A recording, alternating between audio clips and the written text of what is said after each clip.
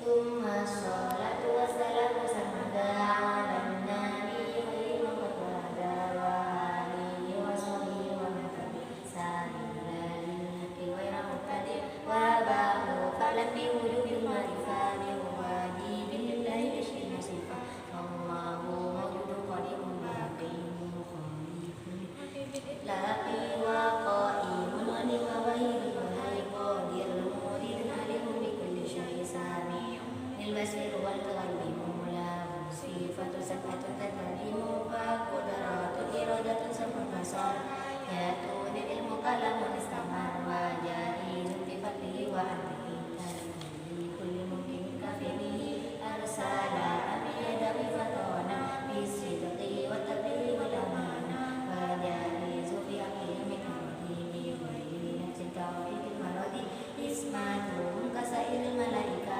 واجبات وفضل الملائكة مستاهل جبت كل واجب فأعطي 50 بحكم واجب تفصيل 25 لازم كل مكلف فاقي وتنمه هذا مدرس نون المحصول تباؤد وإسماعيل إسحاق كذا يعقوب يوسف وأيوب كذا شعيب هو موسى واليساء الكفل داود سليمان تبع إلياس يونس زكريا يحيى عيسى ويا عليه الصلاة والسلام وآله ما دامت الأيام والملاك الذي بلا أب وأملاك لا شرب ولا نوم له تفصيل أنت منه جبريل ميكائيل إسرافيل إسرائيل منكر نكير ورقيب وكذا عتيد الملك ورضوان كذا أربعة من كتب تسلها موسى بالهدى تزيلها زبور داود وإنجيل على عيسى وفرقان على قرآن وصحف الحرير والكريم فيها كلام الحكم العليم وكل ما أتى به الرسول فحق التسليم والقبول لمن نبي من أهل الوجه وكل ما كان من الأهل خاتمة بالاتباع والدين مما لم ألم بوجهه نبيون محمد وأرسل للأعلام وتوزيل أبوه أبوه أمر مطلق وأسيم أبو نبي نسيب وأمه ومن زوجها سديا مولده بمكة الأمينة وفاته بغيبة المدينة تم قبل البيت المدينة قبله فجاوز السنين وسبعة أولاده منهم ثلاثة من الذكور تقر قاسم وقاهر بذيل لقبه حتى إبراهيم الشريعة وأمه مريم الكبرية وغير إبراهيم من خديجة وستة قبل مريم وأربعة من الذين تذكروا رضوان ربي الذي يذكرون وبناه صدقة جديد زينب وبنى رقية وأم كلثوم زكريا المسكين نسوة وفاة المصطفى ويمنى فكان النبي المصطفى عائشة وحفصة وسوداء صفية ميمونة ورملة زينب كانت جويرية للمؤمنين أمهات مدينة حمزة وأبا سكدة أمناته صفية الكبرى وقبل هجرة النبي الإسلام روى بابا إسرائيل رجل السماء حتى رأى النبي ركض الأمام من غير كيف الرجال والمرأة عليه مقتبل خمسين فرق بلع ولمة الإسرائيل قرني خمسة بلا اضطرار قد فاز صديق بذاتك الله وبالقلوب يسر وفعله فهذه آخرة مكسرة وللآوى مثلة ميسرة لموت العبد المزوفي صديق الرسول والحمد لله وصلى سلم على النبي غير متكلم والآل وصحبه وكل مرشد وكل من بهديه الذي أسأل الكريم إلى سلام ونفع كل أبياته ومن بهذه المدي تاريخ ولغير جمهور سميت وعقدة الأوامر واجب بدين بتمام عقدة الأوامر واجب بدين بتمام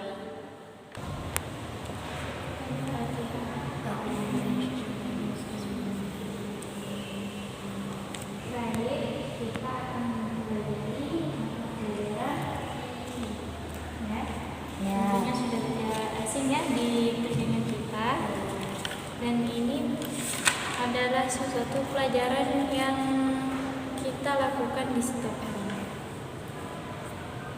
Bab Toharoh. Ada yang bawa spidol? Ada.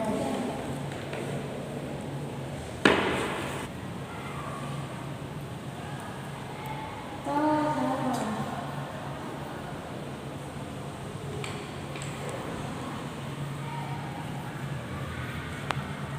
Kelihatan? Ya. Apa itu toharoh? Menurut bahasa bersuci, menurut istilah yaitu perbuatan yang menyebabkan orang boleh sholat. Toharoh menurut bahasa adalah Bersuci.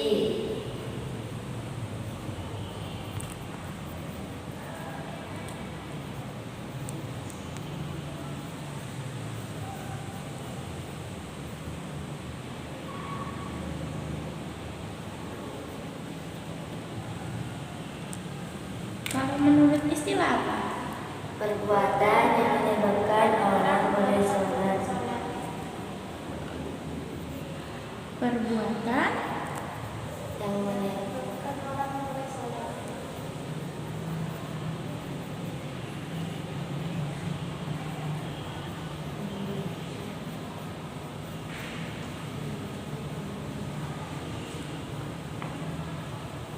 orang boleh sholat.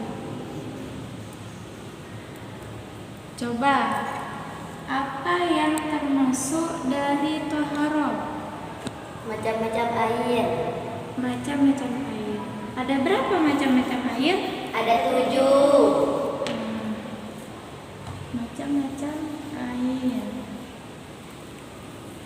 Air apa, Fatin? Air sumur, air sumber, air salju, air sungai, air hujan, air embun, air laut.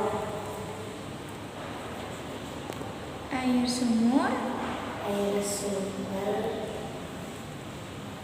sumber, air sungai, sungai, salju, salju, hujan, hujan, dan laut. laut, embun.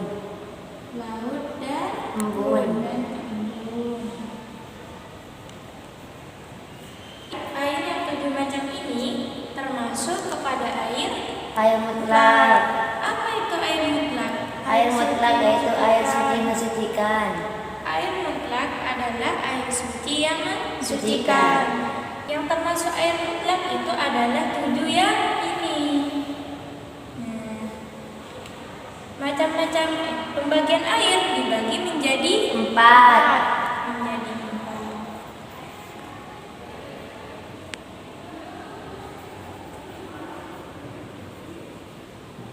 Apa saja? Yang pertama air mutlak, yaitu air suci mensucikan. Yang kedua itu air musyammas, air yang dipanaskan di batin matahari selain agam. Terus yang ketiga itu air mustakmal. Yang keempat itu air mutanajis, air mukena najis.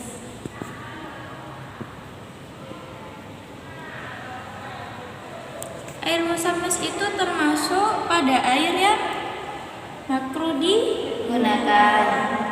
Kenapa dinamakan air musammas? Karena air yang dipanaskan di bawah terik matahari dengan benda logam. Kalau contohnya seperti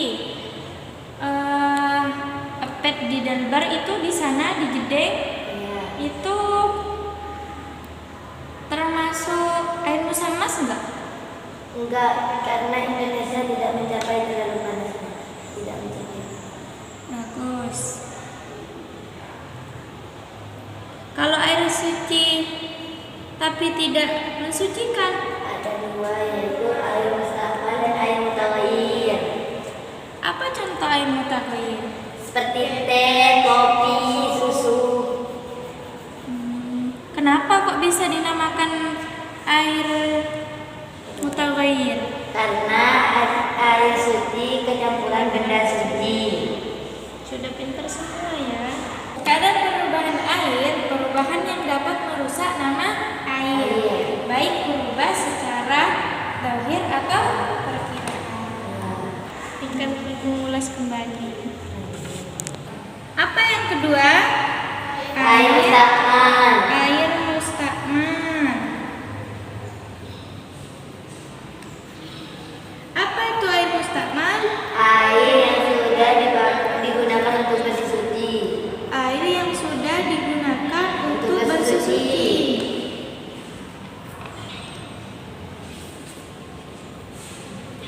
yang keempat apa? Air najis. Air muka najis.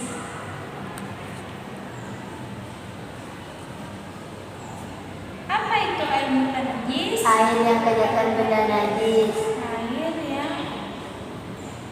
Kejadian benda najis.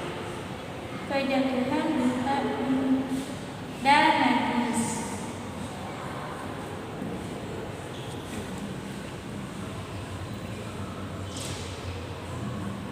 Contohnya air apa? Ada tekanannya air sedikit dan air banyak. Kalau air sedikit itu air yang kurang dari 2 gula, dan air banyak adalah air yang lebih dari 2 gula. Ini air yang suci tapi tidak mensucikan, ini ada tambahannya, yaitu air muqayyid lazim. Apa itu air muqayyid lazim? Air muqayyid lazim adalah air yang predikatnya baku, sudah dari sananya, seperti air kelapa itu termasuk muqayyid Lazim. itu ya. Ya. Sudah paham ini semua ya? Sudah. Coba siapa yang bisa mempresentasikan ulang semua ini? Saya. Coba Fatim. Nih. Coba gimana yuk?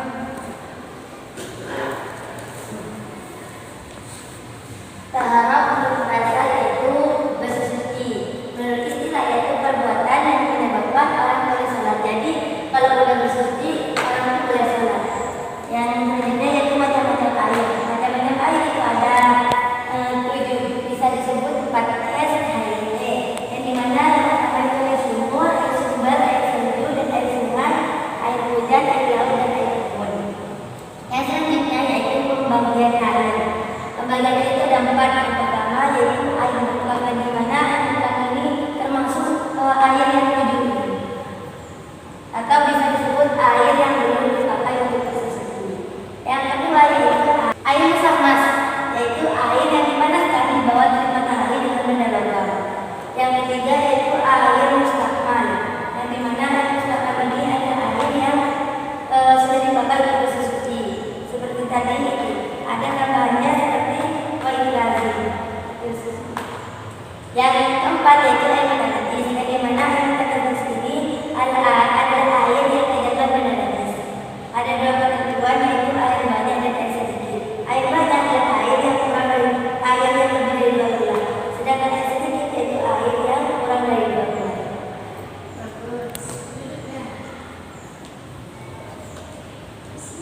Najis. Najis. Apa najis secara bahasa? Najis secara bahasa yaitu segala sesuatu yang dianggap suci. Seperti Kotoran. Ya. ada berapa najis? Macam-macam najis ada 7. Yang pertama yaitu segala sesuatu yang keluar dari kubur dan dubur. Yang kedua yaitu anjing dan babi. Yang ketiga yaitu segala sesuatu yang memalukan. Yang keempat yaitu menyentuh kulit lawan jenis tanpa ada penghalang. Yang kelima yaitu menyentuh kemaluan dengan telapak tangan. Bagus. Najis dibagi menjadi 3. Najis mukhafafah, Najis ringan. najis mutawasithah. Najis sedang. Kalau mubalaghah, Najis berat. apa contoh najis mutawasithah? Seperti kotor, kecuali anjing dan babi, dan juga kencingnya bayi laki-laki yang belum berumur 2 tahun. Kalau yang mubalaghah, Najis berat seperti anjing dan babi. gimana cara mensucikan najis mubalaghah? Yaitu dialiri dengan air 7 kali dan salah satunya dicampuri dengan debu. Nah, kan itu dicampuri dengan debu yang suci. Di mana kita dicampur debu yang suci di basuhan yang keberapa? Yang sucinya itu di tengah, mau 6 yang ke-6. Kalau mutawasito itu kan dibagi menjadi 2, Iya. ainiyah dan Rukniyah. Apa itu ainiyah? Najisnya yang masih tampak. Aturannya itu rasa bau dan warnanya. Ya. Gimana cara mensucikannya? Diambil dulu najisnya, lalu dialiri dengan air, lalu apelnya 3 kali. Kalau rukniyah? Yaitu najisnya tinggal hukumnya saja, cukup dialiri dengan air saja dalam musim. Ya. Itu ya. Ya, Jadi sudah paham semua ini ya. sudah. Baik. Kita masuk kepada perumpamaan atau persoalan ya. Ya. Kalau seumpamanya saya ada di musola, terus saya itu dalam keadaan sholat. Nah, saya tidak tahu kalau saya itu ternyata haid, terus darah haidnya itu tembus ke lantai. Itu gimana cara mensucikannya? Dihilangkan dulu bau dan rasa bendanya, lalu dialiri dengan air. Kalau seumpamanya saya punya seorang bayi laki-laki, itu sesudahnya dia mandi tiba-tiba dia kencing, itu gimana cara mensucikannya? Kalau bayi laki-laki belum umur 2 tahun dan belum makan apa-apa toleransi, maka cukup diperhatikan dengan air saja. Kalau seumpamanya lebih dari 2 tahun gimana? Nah, masuk ke najis mutawasito. Kalau najisnya bayi perempuan itu termasuk najis mana? Najis mutawasito karena najisnya perempuan lebih bersih daripada najisnya bayi laki-laki. Itu semua ya umpamanya sehari-hari kita lakukan. Pastinya kita akan mendapati sesuatu itu. Ada lagi satu najis yang kita nggak sebut. Itu najis yang dimafhum. Apa itu najis yang dimafhum? Itu najisnya sedikit atau yang tidak mengalir. Najis yang tidak mengalir seperti Nanah yang sedikit atau darah yang sedikit. sudah paham semua ya? Sudah. Coba kamu jelaskan najis mutawasito beserta cara mensucikannya. Mutawasito itu jenis sedang, bagi 2, jenis rukniyah dan ainiyah. Jenis rukniyah itu najis yang tidak tampak sifatnya, rasa bau dan warnanya. Contohnya kencing yang sudah kering dan tidak tampak lagi sifat-sifatnya. Yang cara mensucikannya itu cukup dari air saja. Terus yang kedua itu najis ainiyah, itu najis yang tampak sifat-sifatnya, rasa bau dan warnanya. Nah, dalam tujuannya itu dihilangkan dulu najisnya, lalu dialiri air sebanyak 3 kali masukan. Sudah. Terus kita lanjut pada bab tayamum ya. Ya. Tahu nggak tayamum itu apa? Menurut bahasa yaitu bersengaja. Istilah yaitu menyampaikan dibersihkan ke wajah dan tangan dengan niat tertentu. Apa fardunya tayamum? Ada 4. Yang pertama itu niat, membasuh wajah, mengusap wajah, mengusap kedua tangan, dan tertib. Kalau sunahnya tayamum Ada 3. apa saja? Coba kamu. Pertama itu mendahulukan dengan diri, membaca basmalah dan muawalah. Kalau yang membatalkan tayamum Ada 3. Yang pertama yaitu segala sesuatu yang membatalkan wudu. Yang kedua melihat air sebelum sholat. Yang ketiga yaitu murtad. kita praktek tayamum ya, sudah tahu semua doanya tayamum niatnya. Sudah. Gimana coba niatnya tayamum? Bismillahirrahmanirrahim. Nawaitu tayammum istibah sholat salati fardun lillahi ta'ala. Kita langsung praktek ya. Ya. Kan di sana itu sudah tertera ya apa saja fardunya. Ini nih seumpamanya di sini ada buku nih. Ini itu kalian kalau pernah diajari prakteknya sudah? Sudah. Kalau kalian itu niatnya bersamaan dengan gerakan atau cuma dari permulaannya aja? Bersamaan dengan perbuatannya. Coba Fatim praktek tayamum. Mengambil debu dimasukan terlebih dahulu lalu dibersihkan. Terus mengusap wajah dan dengan niatnya. Nawaitu istibati salati fardhan lillahi ta'ala. Kalau sudah, ambil debu lagi, jangan di tempat yang sudah dipakai. Terus mengusap tangan sampai siku-siku.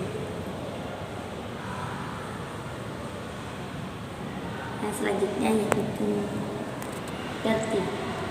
Jadi berurutan. Ya, betul seperti itu ya. Coba kamu juga praktek tayamum. Pertama, mengambil debu yang suci, lalu digesekkan, lalu niat. Bismillahirrahmanirrahim. Nawaitu tayamum bagi salat salati lillahi ta'ala. Terus yang kedua, mengambil debu yang tidak tempat yang sama. Di sini. Anda menyampaikan debu yang suci tersebut pada tangan. Yaitu 4 jari tangan ini menyentuh pada 4 jari yang satunya, sehingga jempol ini tidak menyentuh, karena jempol ini bakal menyentuh di akhir seperti ini sampai siku-siku. Tidak perlu mengambil debu lagi, dilanjut saja. Nah, betul seperti itu ya praktek tayamum. Ya. Tayamum itu bisa kita gunakan saat apa saja? Ketika ada udur, menghalalkan menggunakan air, telah mencari air kemana-mana, menggunakan debu suci mensucikan, ada orang yang lebih membutuhkan. Kalau seumpamanya di perjalanan kita belum sempat bersolat dan masuk waktunya sholat, kita nggak bisa kemana-mana, cuma bisa duduk di kursi karena takut mabuk, takut apa gimana gitu, kita boleh bertayamum. Nah, seperti itu tadi ya. Baik, seperti itu ya. Kita sudah pelajari apa saja? Tawarah, najis, sujud, tayamum. Sudah tahu semua ya. Jadi apa yang kita tahu itu harus kita Praktekkan. terus sehingga ilmu kita bermanfaat. Amin. Bacakan. Bismillahirrahmanirrahim. Subhanakallahumma wa bihamdika asyhadu an la ilaha illa anta astaghfiruka wa atubu ilaik.